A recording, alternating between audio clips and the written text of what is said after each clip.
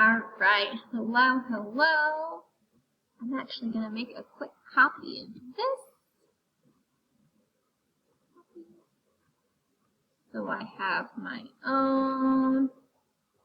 Alright, there we go. Okay, we're continuing our exponential talk. Today is going to be a lot with real world equation or real world scenarios. So we're going to talk about one problem.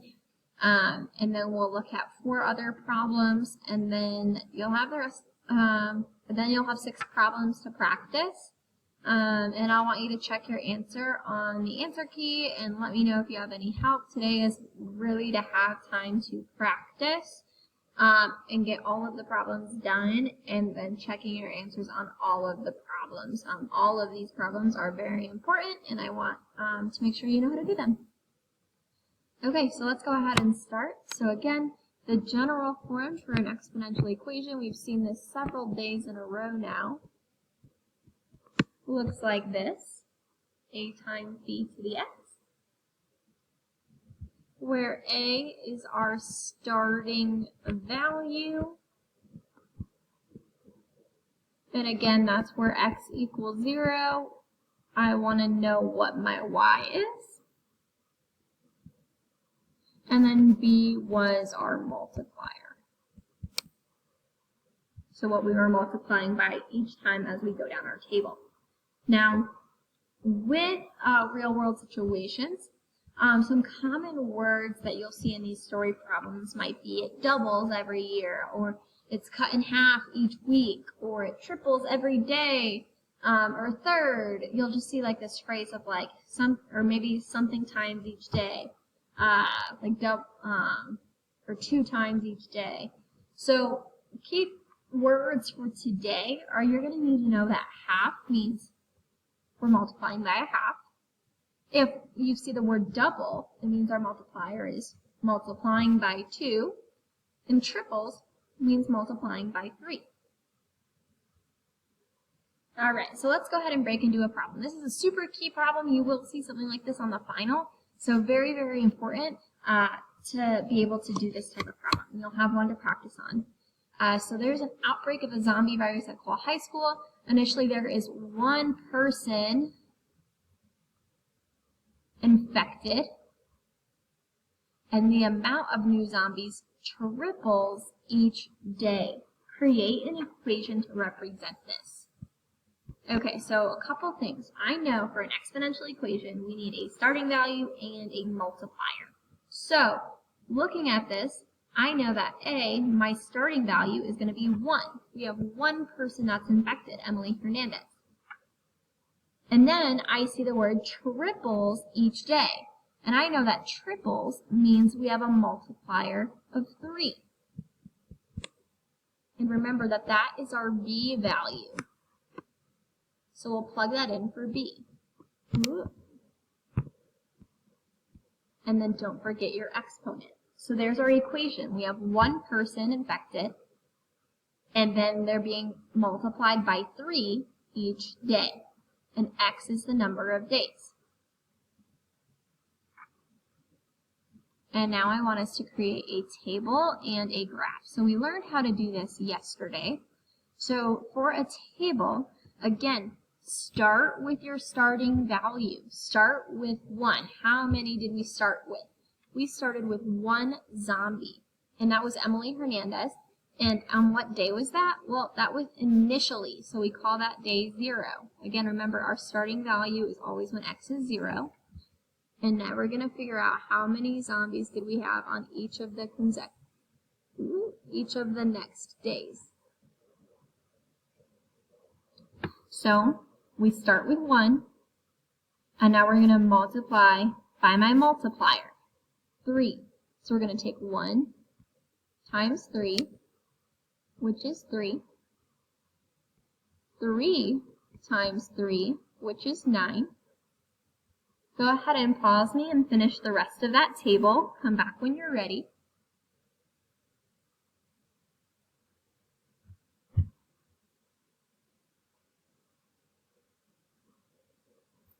Okay, times 3 again, and we get 27. I'm going to use my calculator now because I also don't feel like doing this in my head.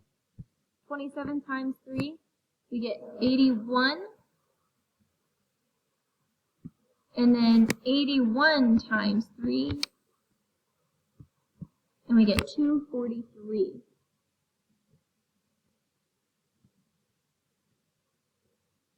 Ooh, come on. Let me zoom in on that so I can write it a little nicer. Alright, so there we have it, our table. So again, we found our starting value and our multiplier. Start with 1 and 0, and then multiply by 3 each time. And now we can go ahead and graph. Well, remember, X is our days. This is our number of zombies. And for these, it's okay to like estimate. So like 0, 1. I'm going up by 15 here, so 1 would be really close to my x-axis. And then, oops, whoops, I totally did that wrong. We're at 0. So 0, 1 will be right here. And now we're at 1, 3. So again, 1, 3 won't be very much higher. 2, 9. Ooh, that's going to be a little closer to 15. 3, 27. That'll be close to 30. 4, 81. It's like in between 75 and 90. And then 5 and 243. Let's see, I have 240 right here, so it's going to be right above that. All right. So this is, by the 5th day, we have 243 zombies. Again, with these problems, we could also just, if I asked you how many zombies do we have by a specific day, remember you can plug that day in for X and plug that into your calculator, and that would output how many days or how many zombies you have. But for this one, we made a graph. Okay, so this is a very, very, very important problem. So please try your best on this one in the practice. The next couple we're going to look at, so we have some story problems here. We're going to do some similar things. We're going to create our equation from a story problem, but then I'm going to ask you to evaluate and figure out how many after so many hours or days or years, instead of creating a table and graphing. So we have a bacteria culture in a lab, starts with a single cell, and it doubles every hour. Okay, so single cell means I'm starting with 1. If it doubles, double means my multiplier is what? 2.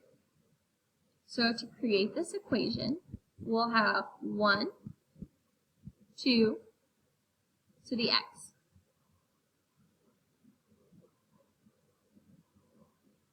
Okay, now I say how many would there be after 5 hours? Where x is our number of hours. So I'm going to take my 5 and I'm going to plug it in. Almost always your time is going to be your x.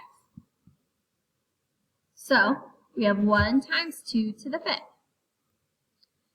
In your scientific calculator, we're going to do 2 to the 5th first. Again, we have to do exponents first. So 2 to the 5th. So if you search calculator down here, ooh, you can't see it in that little search bar that's down in the left corner of your screen, type calculator, and then you'll want to change it by clicking those 3 lines to scientific. So we're going to do 2, and then this little XY button will give you the caret to raise it to the exponent. So we have 2 raised to the 5th, which is what we have here, and that equals 32. And then we have to times that by 1, which is just 32. So after 5 hours, we have 32 cells. And now I want to know after 10 hours. So instead of plugging in 5, we'll plug in 10. And we'll do the same thing. Plug 2 to the 10th into our calculator. 2 exponent 10. And then multiply by 1, which is just, again, that same number, 1,024. So now by 10 hours we have that many cells. Okay. Go ahead.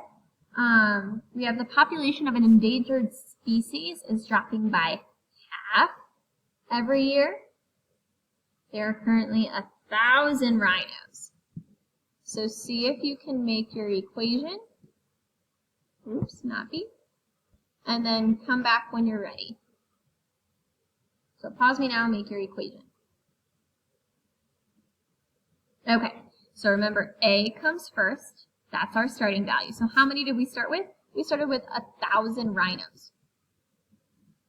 And then my multiplier, we have by half, which means we're multiplying by 1/2. Okay, and now we can go ahead and use this to solve. So we have how many rhinos will there be after 2 years? So we're going to plug in that 2 for x and find what that equals. Go ahead, take a minute and see if you can figure that out. Come back when you're ready.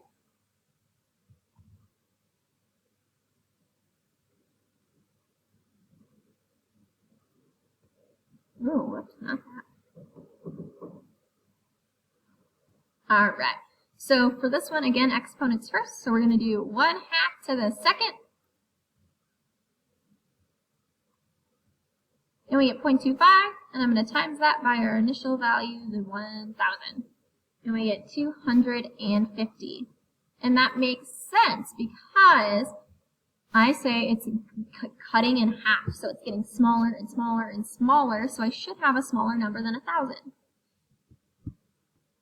Okay, do the same thing. So now we're at 12 years. Go ahead, plug it into your calculator, 1/2 to the 12th power, and then times that by 1,000. Come back and unpause me after you've done that. Okay, 0.5 to the 12th. And times that by 1,000. Ooh-wee.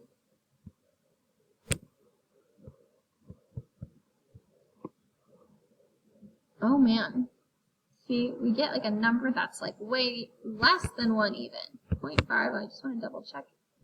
To 12 times 1, 2, 3. Ooh yeah. See, we would just round that down and say 0. There's going to be 0 rhinos left after 12 years. Because we were at 0.26. And again, remember, we're finding how many rhinos. You can't have 0.26 of a rhino. So we'll round it down to 0. If it was like 0.9, that's really close to 1, and we could round up to having 1 left. All right, the last two, these are pretty quick. We're running out of time. So we have the deer population at a national park is represented by this equation right here, where f of x or y equals the number of deer, and x is the number of years. What is a in the function, and what does it represent? So I'm asking, like, what is the number for a, and what does that number mean? So remember, a is our starting value.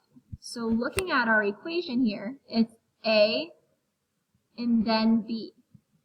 So 25 is my starting value, and this problem is talking about deer population and how many deer we have, number of deer in the park. So 25 is our starting value, so that means we have 25 deer in the park in 2000. B is, what is the B in the function and what does it represent? Here, B is 2.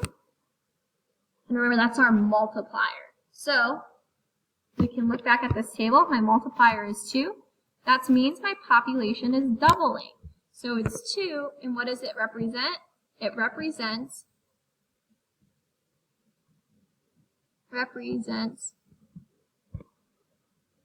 my population doubling each year.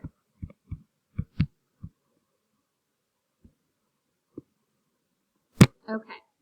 Oh man, we have 30 seconds. Pause me and try this next one. Come back when you're ready. Right, really quick. So Janet knows gossip and starts spreading the word. When we have a function, as usual, if I don't see something, I'm going to assume it's 1. So what is A here? A is 1. We had one person that knew the gossip, Janet. And then B, my multiplier is 3, meaning it triples each hour. Okay, Sorry, try your best. Let me know if you have